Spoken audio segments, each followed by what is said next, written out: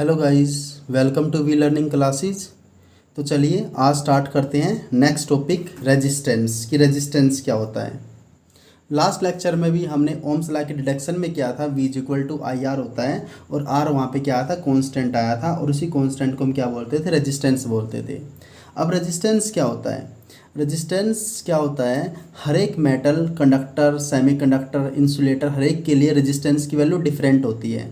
Resistance क्या होता है, मटेरियल्स की वो प्रॉपर्टी होती है जो किसका अपोज करती है, फ्लो ऑफ इलेक्ट्रिक करंट। उस प्रॉपर्टी को हम क्या बोलते हैं, रेजिस्टेंस बोलते हैं। तो रेजिस्टेंस क्या होता है, रेजिस्टेंस क्या करता है, अपोज करता है। जैसे मान लो यहाँ पे वाटर फ्लो कर रहा, बीच में हमने कुछ डाल दिया तो वहाँ पे क्या होगा, पानी का जो पाथ होगा वो चेंज हो जाएगा। इसका मतलब जो चीज़ हमने डाली है वो क्या कर रही है, वहाँ पे जो वाटर के फ्लो को क्या कर रही थी, वहाँ पे रेजिस्ट कर रही थी, उसको रोक रही थी। तो ऐसे यहाँ पे होता है इलेक्ट्रिक सर्किट या इलेक्ट्रिसिटी में भी ऐसे ही होता है कि यहाँ पे क्या होता है, यहाँ पे एक रेजिस्टेंस टर्म होती है, वो रेजिस्टेंस क्या करती है, करंट के फ्लो का अपोज करती है। तो उसी को हम क्या बोलते हैं, रेजिस्टेंस बोलते हैं। तो रेजिस्टेंस क्या होता है, property of, it is the property of conductor और materials which oppose flow of electric current. जो इलेक्ट्रिक करंट का अपोज करती है उसे हम क्या बोलते हैं, रेजिस्टेंस बोलते हैं। इसका मतलब क्या है, मेटल, सेमीकंडक्टर और इंसुलेटर।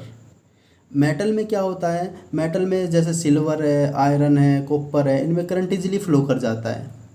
सेमीकंडक्टर में क्या होता है, थोड़े हाई टेम्परेचर पे करंट फ्लो करता है। लेकिन इंसुलेटर लाइक प्लास्टिक, रबर, इनमें तो करंट बिल्कुल फ्लो ही नहीं करता। तो इसका मतलब वहाँ पे रेजिस्टेंस क्या है, वहाँ पे रेजिस्टेंस हाई होता है जो करंट को फ्लो नहीं होने देता। तो इसका मतलब क्या है, सबसे ज़्यादा रेजिस्टेंस किसका होता है, इंसुलेटर का, फिर सेमीकंडक्टर का, फिर मेटल्स का। तो रेजिस्टेंस एक तरीके से क्या होता है, एक तरीके से प्रॉपर्टी होती है मटेरियल्स की जो अपोज करती है, किसका अपोज करती है, फ्लो ऑफ इलेक्ट्रिक करंट। तो रेजिस्टेंस तो यहाँ पर वैल्यू है, लेकिन मार्केट में क्या होता है, जो डिवाइस होते हैं, डिवाइस तो होते हैं रजिस्टर और उनकी जो वैल्यू होती है 5 ओम, 10 ओम, 20 ओम। तो ओम जो उसकी वैल्यू है वो रेजिस्टेंस होती है। और ये मार्केट से क्या होते हैं, मार्केट में भी अवेलेबल होते हैं। तो रजिस्टर दो टाइप के होते हैं, एक होते हैं फिक्स रेजिस्टेंस, एक फिक्स रजिस्टर होते हैं, एक होते हैं वेरिएबल रजिस्टर। फिक्स रजिस्टर कौन से होते हैं, कार्बन रजिस्टर ही बोल सकते हैं उनको, उनकी वैल्यू फिक्स होती है। एक होते हैं जिनकी वैल्यू को हम चेंज कर सकते हैं, जिनकी वैल्यू को हम क्या कर सकते हैं, रेजिस्टेंस की वैल्यू को घटा बढ़ा सकते हैं। उसका एग्जांपल जैसे रेजिस्टेंस बॉक्स, रियोस्टेट। तो रियोस्टेट है, रेजिस्टेंस बॉक्स है, यहाँ पे रेजिस्टेंस की वैल्यू क्या हो सकती है, चेंज हो सकती है।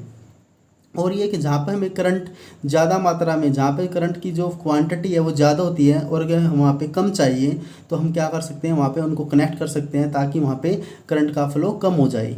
और आप इन डायग्राम्स में भी देख सकते हैं कि ये जो रेजिस्टेंस कौन कौन से होते हैं, फिक्स रेजिस्टेंस कौन सा होता है, कार्बन रजिस्टर होते हैं। और वेरिएबल रेजिस्टेंस कौन से होते हैं, ये रियोस्टेट है, रेजिस्टेंस बॉक्स है, आप इनको यहाँ पर देख सकते हैं। तो ये क्या होते हैं, ये रजिस्टर होते हैं और इनकी कुछ ना कुछ वैल्यू होती है रेजिस्टेंस की, जिसकी वजह से क्या करते हैं, ये करंट के फ्लो का अपोज करते हैं। तो रेजिस्टेंस तो हमें यहाँ पर पता लग गया कि रेजिस्टेंस क्या करता है, अपोज करता है किसका, फ्लो ऑफ इलेक्ट्रिक करंट का। जर्नली रेजिस्टेंस क्या होता है, हमने यहाँ पे ओम्स लॉ में पढ़ा था कि V equal to I R होता है, V equal to I R. यहाँ पर R की वैल्यू निकाल लेते हैं, V अपॉन में I is equal to R। अगर जनरली हमें डेफिनेशन बतानी है कि रेजिस्टेंस की डेफिनेशन क्या होती है, वैसे तो मैंने बता दिया कि रेजिस्टेंस क्या होता है, मटेरियल्स पे डिपेंड करता है, नेचर ऑफ मटेरियल पे, जो अपोज करता है flow of electric current. Current की जो वैल्यू है उसको घटा बढ़ा सकता है। वैसे अगर जनरली हमें डेफिनेशन बतानी है अकॉर्डिंग टू फॉर्मूला, तो वो क्या हो जाएगा, ratio of potential difference upon में लेंगे यहाँ पे, ratio of potential difference to electric current flowing through the conductor. तो उस रेशो को हम क्या बोलते हैं, रेजिस्टेंस बोलते हैं। तो रेजिस्टेंस किसका रेशो होता है, potential difference to electric current. तो उस रेशो को हम क्या बोलते हैं, रेजिस्टेंस। अब हम यहाँ पे क्या लिखेंगे कि यूनिट और डायमेंशन क्या होता है, कि रेजिस्टेंस की यूनिट और डायमेंशन क्या होता है। तो यूनिट ऑफ रेजिस्टेंस, तो यूनिट ऑफ रेजिस्टेंस क्या होते हैं, रेजिस्टेंस को किस में मेजर किया जाता है, ओम में मेजर किया जाता है। कि रेजिस्टेंस को किस में मेजर करते हैं, ओम में मेजर करते हैं। तो रेजिस्टेंस को जो मेजर किया जाता है, वो किस में किया जाता है, ओम में मेजर किया जाता है। और इसका सिंबल क्या ऐसे भी बना सकते हैं, ओम लिखो या ऐसे सिंबल बना दो। तो यूनिट ऑफ रेजिस्टेंस, रेजिस्टेंस किस में मेजर करते हैं, ओम में मेजर करते हैं। यहाँ पे इसका डायमेंशन भी निकाल सकते हैं कि रेजिस्टेंस का डायमेंशन क्या होता है। तो रेजिस्टेंस का यहाँ पे फॉर्मूला क्या, V अपॉन में आई है। तो यहाँ पे क्या करेंगे, पोटेंशियल डिफरेंस का डायमेंशन पुट कर देंगे, इलेक्ट्रिक करंट का डायमेंशन पुट कर देंगे, तो हमारे पास रेजिस्टेंस का डायमेंशन आ जाएगा। तो सबसे पहले हमारे पास V अपॉन में आई है, तो सबसे पहले हमें V का डायमेंशन चाहिए यहाँ पर। लेकिन V तो क्या होता है, V तो W बाई क्या होता है, V क्या होता है, V W बाई क्या होता है। तो सबसे पहले हम पोटेंशियल का डायमेंशन निकाल लेते हैं। पोटेंशियल का डायमेंशन क्या होगा, W यहाँ पे वर्क है, क्या हो यहाँ पे चार्ज है। तो वर्क का जो डायमेंशन फॉर्मूला होता है वो क्या होता है, ml²t-2 होता है। वर्क का जो डायमेंशन होता है क्या होता है, ml²t-2, और चार्ज का डायमेंशन क्या होता है, at। दोनों का डायमेंशन निकाल लिया तो इसको सिंप्लीफाई करेंगे तो पोटेंशियल डिफरेंस का V का जो डायमेंशन फॉर्मूला क्या बन जाएगा यहाँ पर, m एक बार है l², t को ऊपर लेके जाएंगे t⁻⁻3, a को ऊपर लेके जाएंगे a⁻⁻1। तो हमारे पास पोटेंशियल डिफरेंस का डायमेंशनल फॉर्मूला आ चुका है ml²t-3a-1। हमारे पास किसका डायमेंशन आ चुका है, ये V का डायमेंशन आ चुका है। अब हमें R क्या था, V is equal to V by I. तो V का डायमेंशन हमारे पास क्या पुट करेंगे यहाँ पर, ml²t-3a-1 अपॉन में करंट है, करंट का डायमेंशन एम्पियर होता है, एम्पियर का फर्स्ट लेटर A है तो इसका डायमेंशन A हो जाएगा। इस A को भी A के ऊपर पावर -1 है, इसको भी ऊपर लेके जाएंगे तो यहाँ पर क्या हो जाएगा, ml²t-3a⁻²। तो यहाँ पे जो रेजिस्टेंस का डायमेंशन है, तो यहाँ पर जो रेजिस्टेंस का डायमेंशन है वो क्या हो जाएगा, रेजिस्टेंस का डायमेंशन हो जाएगा यहाँ पर ml²t-3a-2। तो ये किसका डायमेंशनल फॉर्मूला आ चुका है, यहाँ पर रेजिस्टेंस का डायमेंशन फॉर्मूला आ चुका है। अब यहाँ पर रेजिस्टेंस का फॉर्मूला क्या है, यहाँ पर रेजिस्टेंस का फॉर्मूला V बाई आई है, और रेजिस्टेंस को किस में मापते हैं, ओम में मापते हैं। तो हम इस फॉर्मूले से 1 ओम की डेफिनेशन निकाल सकते हैं कि 1 ओम रेजिस्टेंस कितना होता है। तो यहाँ पर हम क्या निकाल सकते हैं, 1 ओम रेजिस्टेंस की डेफिनेशन निकाल सकते हैं।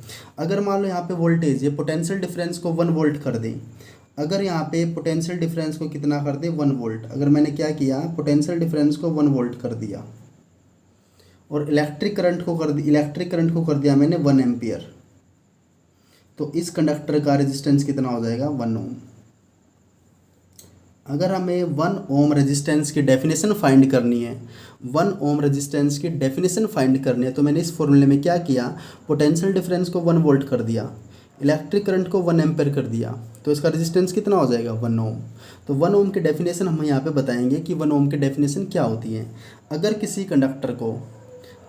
कंडक्टर को 1 वोल्ट पोटेंशियल डिफरेंस देने से उसमें से 1 एम्पियर इलेक्ट्रिक करंट फ्लो करता है, तो उसका रेजिस्टेंस कितना होगा, 1 ओम होगा।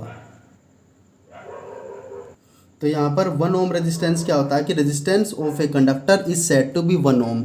किसी कंडक्टर के रेजिस्टेंस को हम क्या बोल सकते हैं, 1 ओम बोल सकते हैं। कब बोलेंगे 1 ohm, if 1 ampere current, if 1 ampere electric current, जब 1 एम्पियर इलेक्ट्रिक करंट फ्लो करता है, फ्लोइंग थ्रू द कंडक्टर में से 1 एम्पियर करंट क्या करता है, फ्लो करता है। कब, by applying A potential difference of 1 volt.